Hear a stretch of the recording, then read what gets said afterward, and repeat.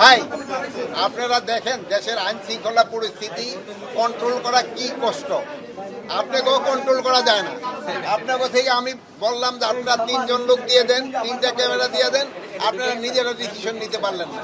আমার কথাগুলি আপনারা টিভিতে প্রচার করেন যে আপনাদের আমরা বললাম যে ঠিক আছে আপনারা আসেন, 3 জন আসেন, কিন্তু আপনারা কিন্তু পারতেছেন না। আইন শৃঙ্খলা পরিস্থিতি এরকম। এই জন্য আপনাদেরকে আমি অনুরোধ করব যে আপনারা সত্যি ঘটনাটা প্রকাশ করবেন। এখানে সত্যি ঘটনা প্রকাশ করলে জনগণেও উপকৃত হয়, দেশের আইন শৃঙ্খলা পরিস্থিতি উন্নতি হয়। মাননীয় উপদেষ্টা, আপনার কথার মাঝে একটু কথা বলতে চাচ্ছিলাম। আমার কথাটা শেষ হওয়ার পরে হ্যাঁ, মিডিয়া কি সত্য প্রচার এখন করছে না? মিডিয়া সত্য প্রচার করার জন্যই কিন্তু এই পর্যন্ত আগায় গেছে। আমি সবসময় বলি আপনারা সত্য প্রচার করাই, কিন্তু আমাদের বাইরের মিডিয়াগুলি আছে যে বিদেশি মিডিয়াগুলি কিন্তু তাদের টোন কিন্তু আস্তে আস্তে ডাউন হয়ে যাচ্ছে। তারা কিন্তু এখন আর আগের মতো সরব হইতে পারে না, যেহেতু আপনারা সত্য ঘটনা প্রচার করেন জন্য।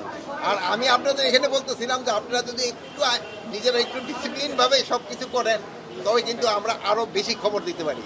যেমন আমি আপনারা আজকে চাচ্ছিলাম যে আপনারা আমার সাথে অল্প কজন, যেহেতু ভিতরে এত লোক নেই তো ঢুকা যাবে না, আপনারা আসেন, পরে আপনারা আবার আরেকজনকে দিয়ে দিয়েন। এইটার জন্য আপনাদের আমি একটু অনুরোধ করছি।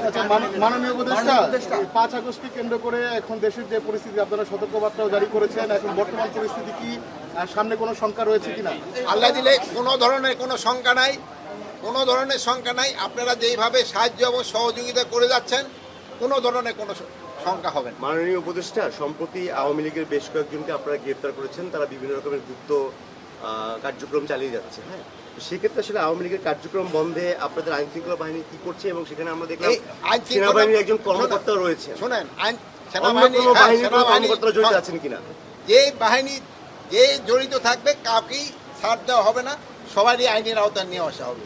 আর যেহেতু আপনারা বললেন যে তাদের কার্যক্রম নিষিদ্ধ করা হয়েছে, এবং তারাও যদি কোনো রকমের অপকর্ম করতে চায় কোনো রকমের ছাড় পাবে না। তাদের পরিকল্পনা কি ছিল? তাদের যে একটা মিটিং করলো বা ট্রেনিং বা পরিকল্পনা কি ছিল এটা তো ইনভেস্টিগেশনের পরে যেন জানা যাবে।